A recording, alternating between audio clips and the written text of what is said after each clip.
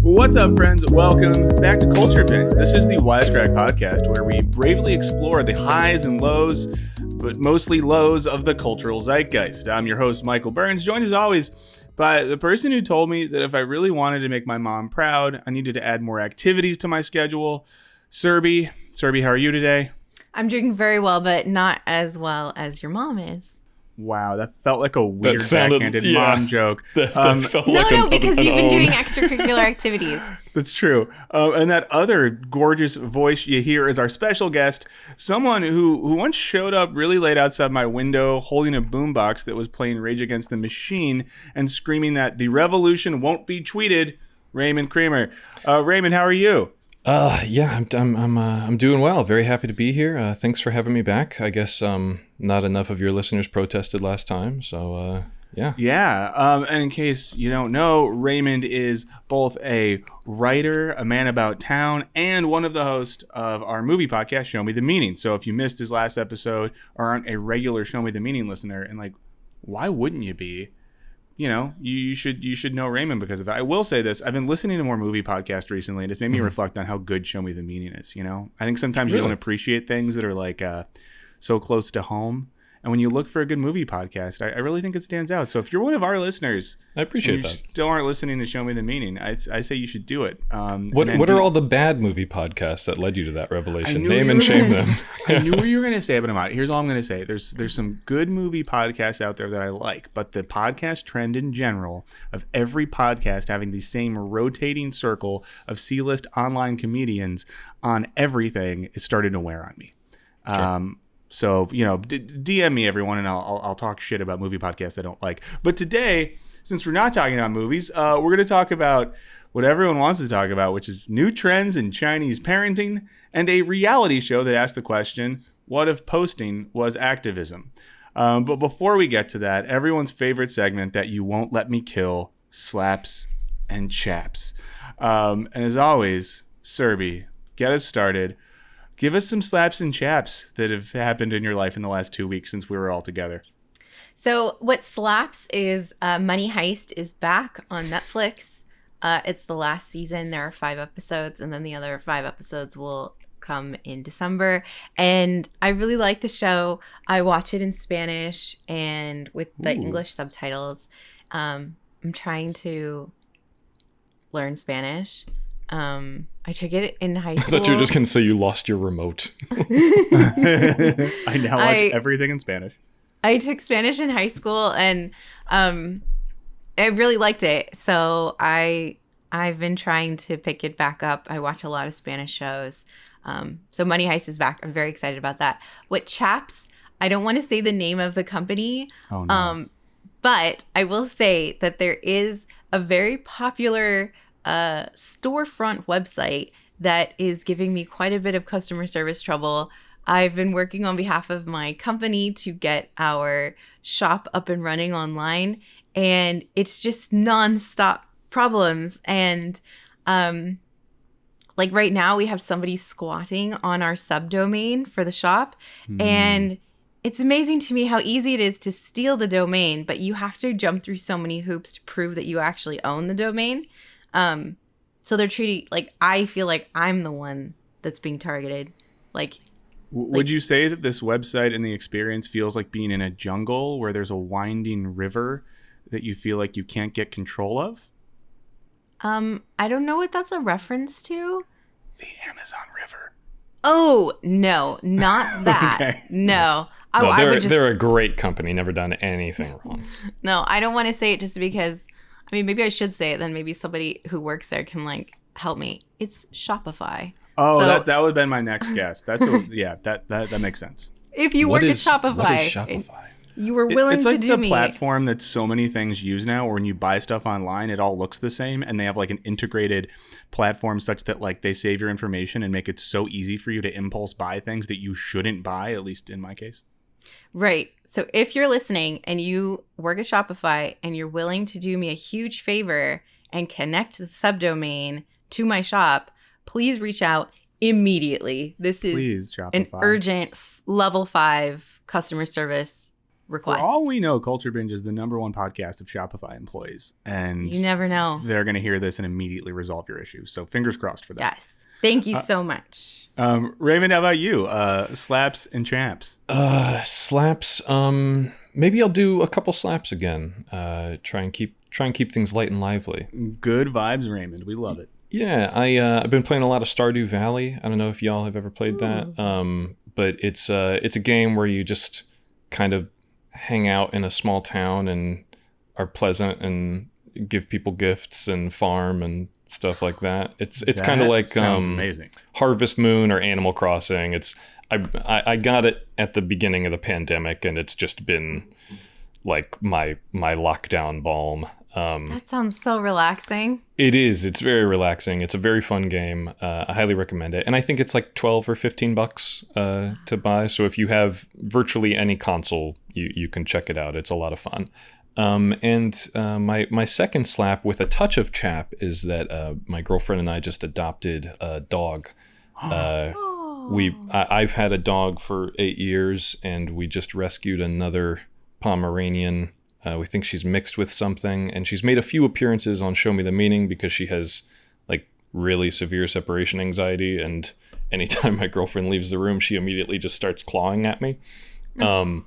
She's been a handful, but she's a sweetheart, and apologies in advance if you hear either one of the pups barking during this recording. What did you name her? We named her JoJo. Oh, that's cute. Yeah, we think it's fitting. She's got a bubbly, bouncy personality, and we started calling her Yo-Yo, and then that turned into JoJo. But she doesn't really respond to it because she's completely deaf. So it's really more just for us, I guess. Do you do dog sign language? I do with my other dog. But I've had her since she was like 3 months old, whereas we adopted JoJo. All the vets are telling us she's probably like 7 or 8. So we're having a little bit of trouble with communication. And they also said that it's pretty typical for deaf dogs to be a little bit more like focused in on the owner and a little bit more clingy. So it's been a bit of a challenge, but she's a total sweetheart, and we're really lucky to have her in our lives. Well, it's very exciting. Oh, We love paw-based slaps and chaps. I'll start with my chap. It's one of those ones that's bittersweet. Rest in peace, Norm Macdonald is my chap. Yeah. It's really sad when really funny people die, and I think there's always that tendency when someone dies that everyone acts like they were the best ever at a thing and all this sort of stuff. But Norm Macdonald, if you like comedy and stand-up in particular, really was one of a kind. If you, I don't know, are younger and didn't grow up seeing him in lots of stuff, because I know I'm of an age where he was around a lot in my kind of formative, early teen years when you figure out what you find is funny. If you haven't seen a lot of his stuff, people are posting tons of great clips all over social media, so make sure you check those out because they're everywhere. The Bob Saget roast is top tier for me. Yeah. There's so many good ones. I've been texting different ones with friends. I still get a kick out of his appearance on the last ever Conan O'Brien episode when Conan was the short-lived host of The Tonight Show. But you can find tons of Norm Macdonald content, but check it out. Died yesterday. Well, not yesterday when you all hear this, but at 61 years old after a private battle with cancer. So R.I.P. Norm Macdonald. I'll then end on my slap. It's a very general slap. I left California for the first time in 2 years last weekend. I haven't gone anywhere else. And I went back to the Midwest, in particular the city of Chicago on the shores of the Great Lake, Michigan, and really reminded me how much I love the Midwest, that city in general. It was great to be someplace where you could see so much water. After just being in California for so long, when I gazed upon the golden shores of Lake Michigan, I thought to myself, I'm looking at more fresh water right now in front of me than the entire state of California has. But it was great to be back there. Is that where did you come from? Where were you I originally came from there. Dox yourself. What's your parents' home address? Yeah. Originally from the Chicagoland area, though, as Wisecrack aficionados know, I was then captured from my homeland and smuggled to Florida by my parents in the mid-'90s because they were monsters. So, yikes. Yeah. I can't even get into the Florida stuff. I'm from Ohio, and I can speak to the beauty of the Great Lakes. Having regularly visited Michigan, my family has a place in Michigan. So even last year during the pandemic, we drove cross country. It was like the highlight of our year. We did like a 3-day drive across country to our my family's spot in Michigan, and similarly, it's just it feels like a different planet. Amazing. Well, if the Midwest and the Great Lakes region had a podcast page on Spotify or iTunes, I would subscribe, and review it. And I would say if you like Culture Binge, reminder, it helps us out a lot. If you subscribe to the podcast, if you write us a nice review, it's very meaningful. So please do that if you haven't already. And I encourage you, as always, if you review the podcast, let us know what we would all be in a category of things. So right now, if you're listening to this episode, you could say, which Great Lake would each of the hosts be? That could be an option. You could say, let's say you're a beer aficionado, which Midwestern brewery would they be? Or regional processed pork food would they all be? So give us a review if you have a chance. It'd mean a lot to us. But let's get into it. We've been lollygagging long enough. Surbhi, get us started. We all know, because it was a big part of the cultural discourse like a decade ago, there was this Tiger Mom trend.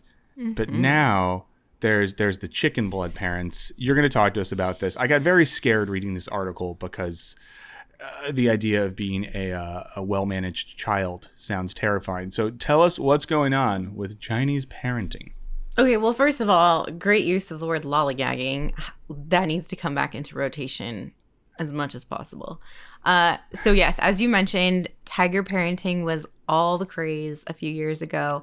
And for those of you who don't know, tiger parenting is an approach that pushes children to reach high levels of academic achievement or success in extracurricular activities like sports or music. Okay, so now we have a new parenting style to talk about. It's called chicken blood parents. So Emily Feng wrote an article for NPR in which she describes this parenting style. And I do want to note, however, that even though the article talks about Chinese families and Chinese culture, I have seen this parenting style by white Americans because I grew up with chicken blood parents, and then also not my family is not like that, but the area in which I grew up, a lot of chicken blood families, a lot of tiger families.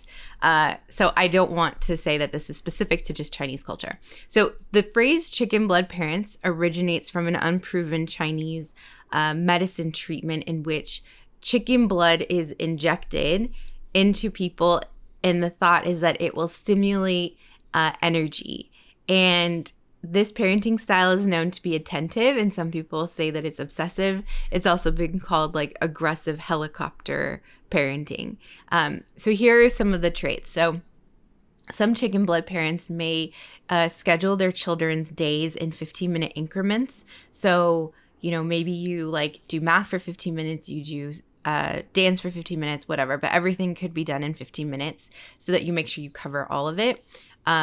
They also search online forums and they share tips and tricks with other parents so that this way they can get a hold of the most exclusive tutors or find the best sports coaches or singing lessons or whatever it is. They share everything. Some parents will buy second homes so that they're in really great school districts. There were actually a lot of people who did that in where I grew up. Kids would have second homes, and sometimes they would live independently. So they would be 15 years old, in a house by themselves, because their parents might have been from abroad. A lot of other chicken blood parents will enroll their children. Well, this is the main characteristic. They'll enroll their children in a lot of after school activities. So after going to school all day, they'll end their day at 3, and their parents will pick them up. And from 3 to 11, they will do additional math classes or English tutoring. They might have a dance class or singing lessons or whatever they have. So you may be asking why parents will do this sort of thing. And one parent in the article wrote, "I discovered the other children were learning all this extra material, and my daughter did not know how to do anything. I was worried that if she did not take these classes, she wouldn't be able to keep up with other children." So one is peer pressure. The other reason why parents will do this is that it's very competitive in some areas. Like there's a limited number of spots for university or for schools or for jobs or whatever. And they want to make sure that they are setting their children up for success and they can get those limited spots. So there are problems with this parenting style. If you're spending all day supporting your kid and rushing them from one activity to the other activity, you can't do it for all your kids. So here's what one this was brutal. Yeah, this is what one mom said. She said, "We just physically are not able to expend the same amount of energy on our daughter number 2. I can only make sure she's at home and has food to eat." So that's how you talk about an animal, like a dog or something like that. Second daughter's name. My daughter number 2. Daughter number 2. Yeah. So that part was really shocking to me. I mean, I figured something like that would happen, but oh wow, just the thought of that would just be horrible. So what do you two think about this parenting style? I want to hear from the two of you before I share what I think. Raymond, you're the guest, so give us your quick take on this one.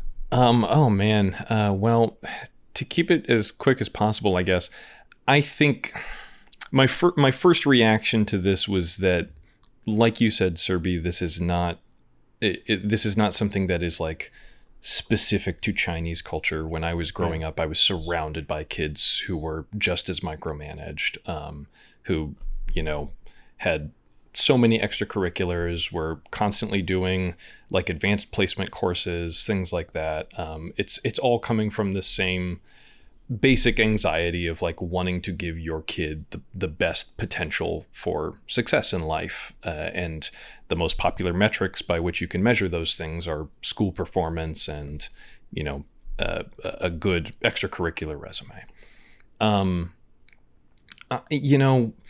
The lady that commented that my daughter number 2, I don't have as much time for, that seems particularly harsh, but that's also one person who said this, and we don't even know how daughter number 2 feels about that. Maybe she's just someone who's like, no, I'm not interested in doing X, Y, and Z, and I'm, very assertive about my stance on that. So all of that to say, and I don't want to get too lost in the weeds on this. Whenever I read a piece like this, especially when this seems to be sort of like just a rebranding of tiger momming, I just kind of get an icky feeling that this is really more about sort of like othering an entire culture of people, when I never read a story in NPR that's like, dad screams at son for 3 hours after he drops football during big game. Mm-hmm. Like, that's the thing that's confusing to me, like, or that I think there's something of a disparity in the way that these things are covered, that we have a tendency to like orientalize or fetishize other folks' cultures, and especially considering a lot of the sort of tension with regards to our relationship with China that is often like foregrounded in the media. This is just, to me, kind of feels like a weird way of dehumanizing people.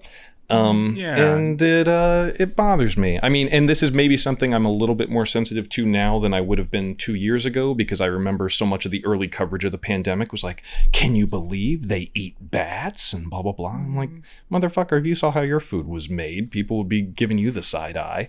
Language. Oh, sorry. I'm kidding. I was gonna say I listened to the show, I swear, but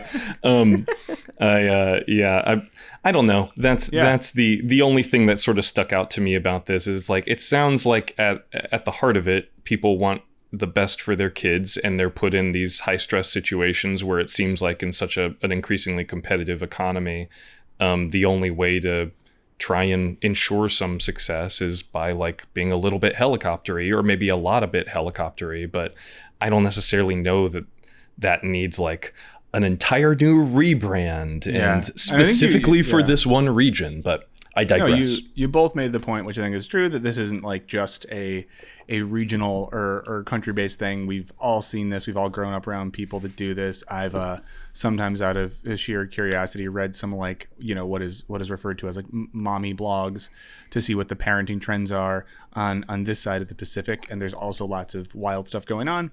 I think my main thought with this, just to be as quick as possible, is, you kind of reverse engineer. And this is the way that people are parenting. What does that say about what they think the purpose of life is, or what the sort of like teleology of childhood is? And I think sadly, you look at this and it's aiming at kind of professionalization, job training, and knowledge input as a primary focus on what education is. And definitely like the latent philosopher inside of me thinks, okay, is learning in childhood about the input of knowledge or the fostering of curiosity? And I think that's what I worry about is this type of parenting, which I think we see around the globe, to be clear, what is it doing to developing minds, and what is it doing to the sense of purpose and sense of like the purpose of life that it gives children when we're focusing on the input of knowledge into the brain rather than fostering curiosity, creativity, all those sorts of things. And I think that's the part that bums me out. But Surbhi, give us your take on what you think. So I agree with both of you, and I think it's too bad that some cultures are unable to place an emphasis on things like creativity and things that are not so academically based. I remember talking to some people who live in the Netherlands, and they commented that Americans are so driven, like everything is about your job, like that's all they talk about, that's all they focus on is work. And I told them that the reason why we do that maybe is that we don't live in a country like the Netherlands where we'll always be taken care of if we don't have a job. Like they'll still have housing, they'll still have great food, they'll still have benefits and everything. We will have nothing. And I think that is what's happening maybe in China. I could be wrong. So if I'm wrong, somebody who's listening, please correct me. But it seems like, from my understanding, you have to be successful in school in order to have great job placement or to be successful and financially successful, because there's just a limited number of opportunities. And that sort of limitation reinforces this type of parenting where you feel like you have to be the best. And I wish it wasn't like that, but it seems like that's a product of just the situation and the environment that they're in. I also agree, Raymond, with what you were saying, that it feels like this is like an otherness, or like we're really focusing on how they're Chinese. And I really like that you said there's never any articles where it talks about some kid getting yelled at for dropping a football, because I'm from an Asian culture, and it's very we are more collectivistic than individualistic. So for me growing up, I've always looked at my white American friends, and it's so different than the way that I grew up, and their parenting mentality is a lot different than mine. So I remember when a friend turned 16, and she was immediately just expected to do everything on her own. Like she had a car, she had to do it all. She was talking to insurance companies and figuring everything out on her own. And to me, that was so foreign. It was so strange. And there's never an article about that. Like, yeah. But there's always an article about how Asian cultures, like people live at home until they're married, or that children help their parents financially when they get older and things like that. So that is always seen as like, what a unique thing. Like, how interesting is that? Well, for me, what's interesting is the other side. Like, you're completely independent. Like, you're totally on your own. So I'd like to read articles about that and have a discussion on that. Not that I think that that's wrong, but I wish that it wasn't just such a focus on like anything other than white American culture is strange. Yeah. Like, I'd like to see the other side of it. NPR wasn't running a story like they call them ivermectin moms, and they love to pump their kids full of horse dewormer. And so, like, I'm sure that those folks are out there. Like, I don't know. Maybe I'm being overly sensitive to it, but this is a pretty common media bias in America where, there's like a spate of articles that were run that's like, We went to the smallest county in the smallest town in America to ask this one guy about why he hates Hillary Clinton or whatever.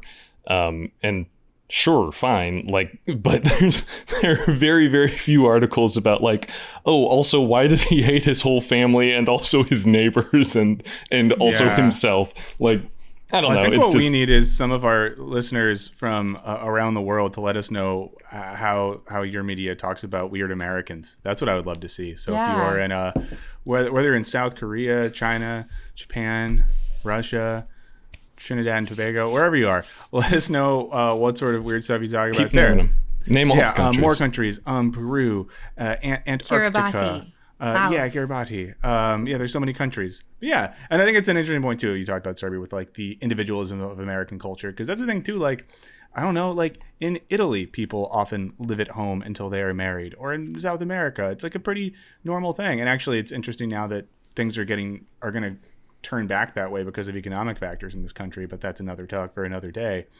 But yeah, and I do think like the interesting thing about, to zoom out a little bit, a topic like this in general, is, you know, what you can just tell about a society by the way education works. And, you know, we talked on our last episode about online education and things moving remote, and we got some great emails, some of which we'll look at later, from educators who, you know, are thinking about this stuff as well. And I think that you can always just look at like, how are people being educated, whether that's a public school, private school, university, primary, high school, or whatever. And what does that say about the values of a society? And this is where I think, you know, globally, we have a lot more in common with the style of education than, you know, this article wants to say. And I think it poses some questions that make me think about the Michael Bolton paradox, which is, if anyone's familiar with the movie The Office, there's a character named Michael Bolton. Yeah, Office Space, sorry. A character named Michael Bolton, and he's annoyed because people compare him to the singer Michael Bolton, and they say, why don't you change your name? And Michael Bolton in Office Space says, why should I change my name? He's the one who sucks. And it's this sort of thing that I think Surbhi kind of got at this, like, you know, well, what do you do when an education system like that sucks, but it is the game you have to play if you want to be successful in certain market economies? So, you know, do you change your name when the system's the one who sucks? And I think it creates a problem where, you know, I don't have kids, but I imagine it's something I would struggle with, like wanting to raise kids in a way that I feel like would honor curiosity, creativity, all that sort of stuff, while acknowledging maybe by doing that I'm setting them up for a life of just failure and despair, being child number 2, sleeping and eating and nothing else. So, yeah, any final thoughts on this one before we move on? Please write in if you have any thoughts on this topic. Would love to hear from you. Definitely. And if you stick around, we'll tell you how to do that. And definitely would love to hear takes on our culture from people who are outside of America. But something that I hate as much as I hate, you know, education systems like that mean that kids can't be kids, is I hate debt. And in particular, I really do not like credit card debt. And I'm one of those people who's not responsible, who likes to like pile bills away and delete emails from the bank and the student loan company, which I did this morning. It's a true story. But debt is bad, and it's scary sometimes. And that's why I wanted to talk about today's sponsor, which is Upstart. Now, Upstart is a fast and easy way to pay off your debt with a personal loan all online. So whether you're paying off credit cards or consolidating high interest debt or funding personal expenses, over 500,000 people have used Upstart to get one fixed monthly payment rather than 8 different monthly payments you lose track of. Unlike lenders, they consider your income and employment to find you a smarter rate for your loan. Use a 5-minute online rate check, and you can see your rate upfront for loans between $1,000 to $50,000. You can receive your funds as fast as 1 business day after accepting your loan. So find out how Upstart can lower your monthly payments today when you go to upstart.com/wisecrack. That is upstart.com/wisecrack. Don't forget to use our URL to let them know we sent you. The loan amounts will be determined based on credit, income, and certain other information provided in your loan application. So go to upstart.com/wisecrack and, you know, figure out a smarter way to pay off your debt, because debt is not fun. Maybe some people think debt is fun. I personally don't. Do either of y'all think of debt as a fun thing? No. Good, you'd be a freak if you did. Well, great. So the topic I wanted to bring up today is about TV. Everyone knows I love TV. And it's about reality TV. And if you really know me, you know I do have a soft spot for reality TV. And a big announcement came out this week, which is that CBS is putting out a new reality show called The Activist, hosted by Usher, Julianne Howe, and Priyanka Chopra Jones. Oh, Huff. You know what? I'm not 100% sure. It probably is, but she did blackface once, so I don't. I was that's my. We'll get to this. It was like 4 years ago, so my general rule is if you do blackface, I can mess up pronouncing your name and not feel bad. But so this show, hosted by these 6 celebrities, on the show, 6 activists will go head to head in challenges to promote their causes, with their success measured via online engagement, social metrics, and host input. These 3 teams will have one goal: to create impactful movements, to be clear, this is the copy the show's using, that amplify their message, drive action, and advance them to the G20 summit in Rome, Italy, the dream of every activist. There, they will meet with world leaders in the hope of securing funding and awareness for their causes. The team that receives the largest commitment is celebrated as the overall winner at the finale, which will also feature musical performances by some of the world's most passionate artists. So, as you can one of imagine, whom is presumably Usher. Yeah. So when this announcement was released, social media opened its arms and said, "This is a great idea. We have no critiques. We're just so excited. Thank you, CBS." I'm kidding. It got roasted very quickly. It truly was one of those things where as soon as this got announced, like everyone who I follow on Twitter had a take on this one. Here's the take. This is from The Verge's McKenna Kelly. She said, the show seems to think that doom scrolling equals activism, and then said, at its heart, the activist buys into the liberal dream that simply raising awareness can enact radical change, a much easier task than approving laws or boycotting destructive companies. And when awareness itself doesn't work, perhaps approaching Justin Trudeau as a venture capitalist for justice may do the trick. Obviously, CBS got a lot of blowback for this. They're kind of standing firm in what they think here. So there's a few things. I'll outline some stuff. I want to hear what everyone thinks. I think on the surface level, I think this made people uncomfortable. It made me uncomfortable because of the way it sort of commodifies and gamifies activism. And in general, like when we think about activism, we think about people who are willing to make big sacrifices and put time, effort, blood, sweat, and tears into doing things to change the world for the better. So when you apply that to like America's Got Talent or Bachelor model, it feels a little weird. The hosts are also funny because Usher, who's his most famous method of economic redistribution of wealth is Usher bucks, which is a currency you can only use in Las Vegas strip clubs that Usher himself issues. This is a real thing. He made his own currency to give to strippers and dancers in Las Vegas. So maybe he will take Ush Bucks global and make it a new currency by which we can all share. Who knows? Our friend Julianne Howe, whatever, she did blackface a few years ago. So not that means you can't be a good activist. And then, am I saying her name is it Priyanka Chopra Jonas? Priyanka Chopra. Priyanka Chopra. Sorry, Jonas. She's I won't get too into this, but if you look up her kind of political history and inviting certain Indian political leaders to her wedding that maybe have a very sketchy history and have a lot in common with the former president of the United States, also seems like someone who might not be the best judge of activism. Along with this, the evaluating activism on the basis of social metrics and online engagement, kind of to quote Wisecrack producer Evan, kind of a big woof on that one. That is, that's a pretty good Evan too. Yeah, I try my best. And I do think for me this taps into this whole logic now where activism or a lot of like activism, political activity just seems to end.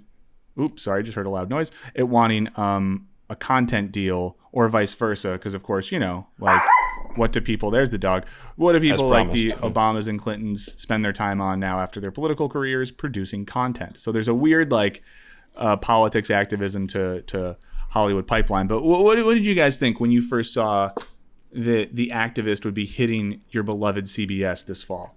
It sounds like a total shit show, and I'm embarrassed for everyone who worked on it. Oh my God, I feel so bad for them. You didn't bring up the causes. I don't think you mentioned the causes that they mentioned in their press release. Sorry, is it education, health, and environment? And environment, yes. No acknowledgement of what aspects of those three things require activism or reform. I don't know if y'all are aware of this because I didn't check this press release until this morning to prepare for the podcast. I was aware of the activist from the praise on Twitter, of course. But there was an update from the production company on their deadline press release here. And I just want to share that with you both, and then I'll share some thoughts on it and maybe pass the ball. After the format for The Activist drew some blowback on social media, Deadline reached out to Global Citizen, the production company, for a statement. Quote, "The Activist spotlights individuals who've made it their life's work to change the world for the better, as well as the incredible and often challenging work they do on the ground in their communities," a spokesperson for the group said. "This is not a reality show to trivialize activism. On the contrary, our aim is to support activists everywhere, show the ingenuity and dedication they put into their work, and amplify their causes to an even wider audience." Now, this show is going to be aired. Yeah. This show is going to be aired on CBS, which, as far as I know, is a television network. I think so, yes. Which is why I assume they make television shows to put on this network. CBS has a whole spate of news programs. They have CBS Mornings, CBS Evening News. They have 60 Minutes, which improbably, despite being 100 years old, is still like the highest rated show most Sundays, regularly drawing an audience of like 10 million people. And I just love this notion that like, yeah, the planet is burning. Every single scientist on Earth is screaming for any government anywhere to do anything at all about it. And, huge networks completely ignore that because they take a bunch of money from fossil fuel companies. And I just really love the notion that like the cure for that is to create a separate platform which runs for 5 weeks while we wait for, the Amazing Race to start back up or whatever. Yeah. And the ultimate goal of which is to send 2 telegenic tree huggers to Italy to meet with some folks, and they bring, the only SNL musical guest who's ever done a backflip on air. Like, it's just like the notion that is going to move the needle all of a sudden. And I know that all of this is cynical because they don't actually think that. Like you said, Michael, I think this is the way that culture kind of like consumes and regurgitates a facsimile of things as like some form of self-identity or some kind of branding exercise. Like there are Gap commercials with people holding like signs that are clearly like modeled after protest, imagery, but they just say like, love on them or whatever. And it's just one of these things that it really sticks in your craw because it acknowledges the problem but refuses to diagnose it, and it refuses to prescribe anything. It just creates a space for the idea of activism to exist, but not in a way that puts it anywhere near the levers of power. But yeah. So one of apologies for the rant. Yeah, one of my favorite philosophers, people might know this, is Soren Kierkegaard, 19th century Dane. And in this review essay he wrote of a book in his time, he talked about how his worry with 19th century European culture is that no one believed in anything anymore and everything was just being turned into advertising and publicity. So this idea that like there was an era where people were passionate about ideas, and he talks about like the age of revolution in Europe and changing the world.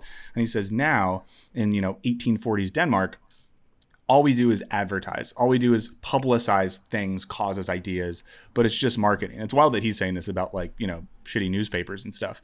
And I think you see that here. And the thing that really makes me sad too is I think it's another like dent in the edifice of like just satire. Like it's so hard to live in a world where you'd want to make satire when there's this level of self-parody happening. Like this borderline sounds like it could be a sketch. Or some type of like political comedy. So yeah, it's there's Yeah, one quote from, this is an author who wrote this in The Guardian. And she said, perhaps the worst thing about The Activist, however, is the social justice capitalism it represents. Like feminism, activism has been consumed by the corporate world. It's been given a glossy sheen, had its revolutionary edges removed. She said, corporate feminism undermines structural change by focusing on individual empowerment. Social justice capitalism, or woke washing, is similar. It peddles the convenient lie that you can change the world without fundamentally changing your habits. It divorces individual causes from the exploitative structures underlying them. It pretends that you can be a humanitarian while being apolitical. I found that to be an apt summary of why this whole thing feels very silly. Yeah, nail on the head. Feels like nothing is like, we can't leave anything alone at this point. Like, I'm surprised we haven't done like a reality show, like a makeover show, or like something where it's like we take like victims from sex trafficking and try to like give them second careers or something. Like, I'm surprised that hasn't been a thing. Yeah, but it's like, would we be shocked if that happened? They did do a show, I forget what network it was on, where it was like a reality game show that like would pay off someone's student loans. And you know, like how far are we from some type of reality competition show where it pays off medical debt? We already have shows where people compete for like houses or scholarships or all these sorts of things, and it's not fun. It's gross. Yeah, there was this, I remember, I think it was maybe during the Super Bowl, or I don't know, some football game that was kind of on when I was, I think maybe visiting my family last year. And they wheeled out like a big Dr. Pepper bottle at halftime, and they said, and for today's like halftime entertainment, you're all going to laugh at this guy as he tries to throw one of 5 footballs through this small hole in a giant Dr. Pepper bottle. And for every football he makes through, he gets like $5,000 knocked off of his student loans or something like that. Yeah. And I did want to note before bizarre. we wrap this up that the production company that's helping make this is called Global Citizen. I went on the Global Citizen website and looked at their leadership. Half of the leaders of Global Citizen are people that work in equity, hedge funds, private capital. These are, you know, say what you will, but these are not people whose professional lives involve changing the world for the better. We know that most companies that make huge amounts of profit make those because they focus on, you know, profit and lobbyists and all these sorts of things. And it just like makes it feel even more cynical to me when you look at the organization behind it, who advertises themselves being this massive social justice cause. And it's just like dudes that work at finance firms who are on their board. I don't know if anyone's ever hung out around Wall Street, but it's not really what I think of as a, you know, a hippie social justice paradise. I don't know what you're talking about, Michael. These are captains of industry. They push our culture forward. So, you know, let us know what you think about the show, and hopefully we can do a separate Wisecrack recap series for The Activist. Wherever by the way, Surbhi, I was just joking about that. You rolled your eyes really hard at me. Oh no! No! I was thinking about I was thinking about CBS being a network for the people. Like, I thought back to the the press network release that you were talking about. It wasn't in reaction to what you were just saying. CBS is the Communist Broadcast Syndicate that creates the people's content. But we would love to know what you think about this as well, treasured and beloved listeners and viewers. So if you want to talk about this topic, any of the topics we talked about today, or things we haven't brought up, we'd love to hear from you. So email us at culturebinge@wisecrack.co, no M, culturebinge@wisecrack.co, or give us a call. I'm noticing no one really calls anymore. It's fine. I probably wouldn't call. I'd feel weird about that. 213-534-8807. That's 213-534-8807. But I don't want to discourage you from calling. If that's something you're into, please do it. So a couple emails related to the last episode. I will read these quickly. This one's from Bill. Also, what a great name. You wonder if it's a Bill, if they were born William and they chose Bill, or were they just born Bill? Let us know, Bill. But here's what Bill said, and this is his point here is about how YA novels have skewed how people criticize fiction, and this is in relationship to our conversation last time about TV shows, in particular The White Lotus, and how people get mad when like the good guys don't win. So Bill said, Michael mentioned that people were criticizing the show because the bad characters won, and I think this response is in part a result of YA fiction totally dominating the culture industry and becoming the assumed norm. Fiction for young people is often seen as an instructive tool, where the audience is supposed to be modeled after the good characters in the plot. I don't really like YA fiction, but this is relatively harmless when confined to that demographic. When critics who discuss YA stuff take on more complicated material, though, they can judge it on YA terms, if that makes sense. I also think this is why it's become popular to hate on Fight Club, since Tyler Durden is a bad role model, even though that's obviously the point of the movie or book. So thank you for that, Bill. I'm not a massive consumer of YA content, but intuitively, I do think I've seen this trend a little bit more, where people, I think maybe millennials and Gen Z, want their art to reflect a certain type of instructive morality, and that sometimes people do have a hard time with art where the protagonist is not like a stand-in for morality. But what do you guys think?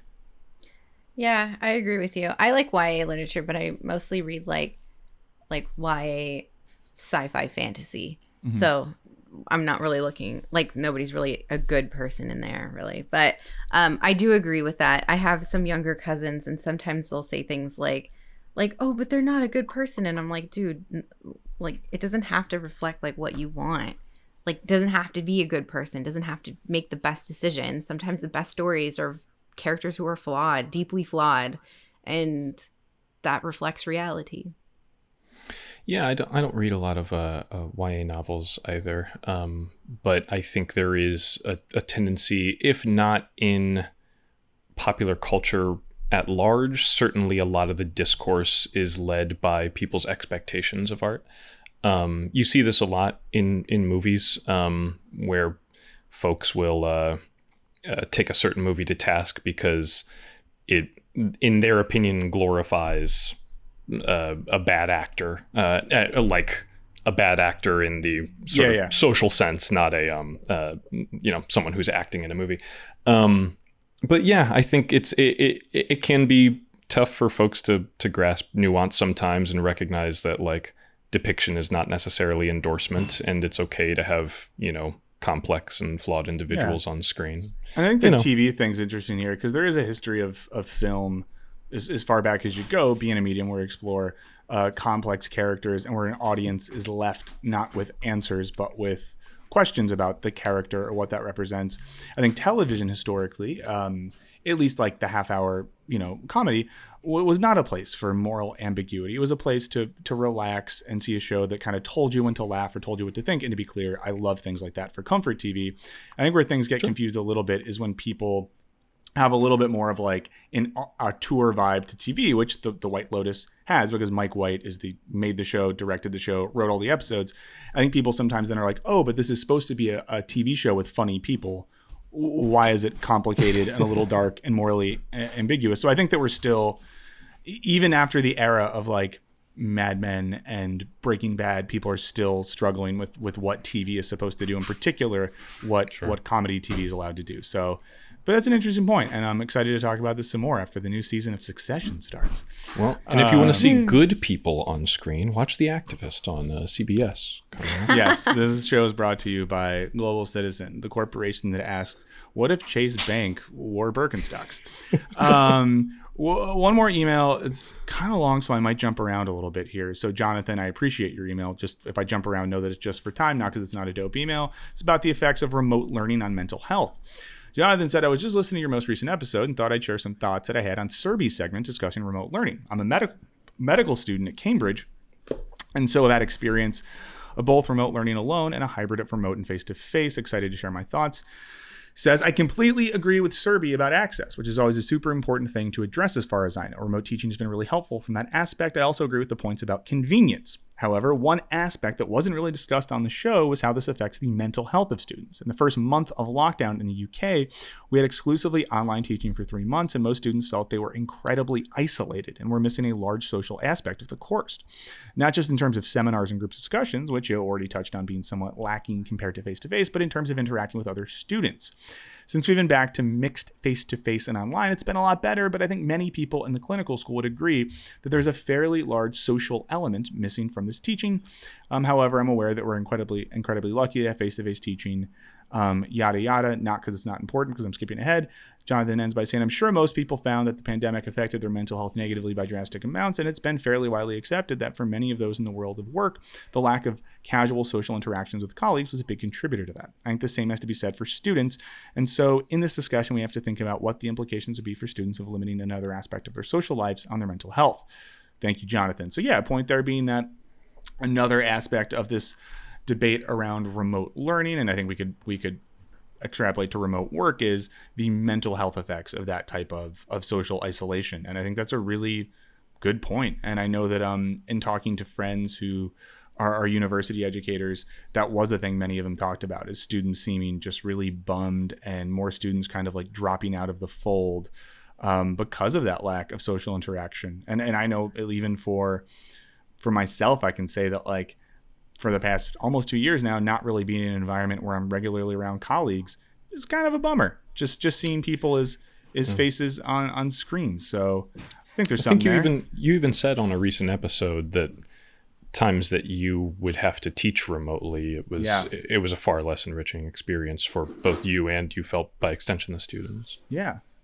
For a lot of the student experiences, though, I wonder if that is completely a result of being remote, or is it also because we were in a pandemic and you didn't make the decision to be remote, like that was forced upon you? So I'm not saying that like it isn't isolating for some people, but I also wonder, like, would things be different if people chose to be remote or not? Yeah. Well, I think you're seeing that discussion pop up in a few places, because now that there is a significant portion of the population who's vaccinated, people can go back to work safely in certain areas as long as, you know, the workforce is predominantly vaccinated. I think that discussion's been sort of bearing itself out, that I think there are a lot of folks who are like, yeah, you know, I maybe want to come into the office every once in a while and see my coworkers, or if there's an all hands thing that I need to be there for. But some folks maybe prefer this. It's a, you know, it's a much easier commute, you know, just popping your laptop open. But you know, it's all a give and take. I'm sure that younger kids especially, and this is not me by any means advocating for kids going back to schools if it's not healthy or not safe for them. But so much of the educational experience at a young age is much more about like social enrichment than any kind of educational enrichment. Like that's one of the big things that I think a lot of kids take away from early childhood education. Definitely. So it is definitely something you have to consider throughout all of this evolving process. Yeah, we got one more email from another college educator. Appreciate this. He gave his own TLDR, but Colin said, although I support the increase in accessibility that accompanies remote learning, I would also caution against fully embracing it in all instances, since for many courses fields, it can mean more work for the professor, less value for the student, and is being co-opted by administrative ghouls. Thanks for using that term, Colin, who can use it to lower costs by setting up self-running courses, ultimately weakening the benefits of higher ed under the banner of noble intentions. That said, I think many of the boons that have come out of teaching during the pandemic, like how easy it is to record and post our own lectures, can be used to increase accessibility to students without sacrificing the merits of an in-person college course. Colin wrote a really great email. I agree with it. And one of the things I dealt with when I was still in academia is a trend, and I think this is going to happen, of people making courses, universities then purchasing those courses that can be replicated indefinitely, and then firing humans, so that the future of college might look like, no matter where you're at, you could be at a small school in Montana, but maybe your intro to creative writing course, a professor at Princeton who recorded it 5 years ago made that. There's a TA they hired at a low wage to mark your work or whatever it is. And I think there is a future, and this is what people are working on now actively, is turning college education and even high school education into a series of like Netflix style series. Like Great Courses Plus. So I think there's a risk there, and I think it's scary. Before we wrap up, just one other thing I forgot to mention is a few months ago, we did a topic on Culture Binge where we talked about the debate around critical race theory, and we actually put a video out on Wisecrack this week about that. It's a part of the Philosopher React series. So if you found that debate interesting, check it out, because if you're a part of the Culture Binge community, you're people that kind of helped us sort that idea out. I found everyone's emails after we talked about that really helpful. So know that not trying to suck up to anyone, but you all helped with that video. So I appreciate you all, Culture Binge family. That was a great video. We appreciate you, Michael, for bringing that to the public. That was really, I think there's not enough of that like instructive educational stuff out there to counterbalance the all the bad faith stuff that's going on. A classic example of a video we make where I will not look at the comments until I have a dangerous amount of Xanax in my system. But before we go, Raymond, besides people subscribing to, listening to, loving Show Me the Meaning, where else can they find you on the internet? Oh, yeah. Well, like you said, you can find me on Show Me the Meaning. We just discussed Apocalypse Now yesterday if you're interested in checking that out. And we're rolling out Patreon episodes for the Wisecrack podcasts now, the first of which should be going live this week. And you can find me on Twitter and Letterboxd. I'm at Crematoria, so feel free to stop by and say hello. Awesome. Surbhi, where can they find you? Surbhi22 on Twitter. Awesome. I am at Michael O. Burns on Twitter, and at Michael O. Burns with little underscores on both sides of the O on Instagram. And like Raymond said as well, check out Wisecrack's Patreon. Not only can you get ad-free videos, not only do we do patron hangouts, we're doing one this week where we kind of hang out and shoot the shit together. We're also bringing out some fun new audio content, which will make it worth your while. So check that out. And in the meantime, we'll be back in 2 weeks. We'll see you then. Thank you for hanging out with us, Culture Binge fans. Bye.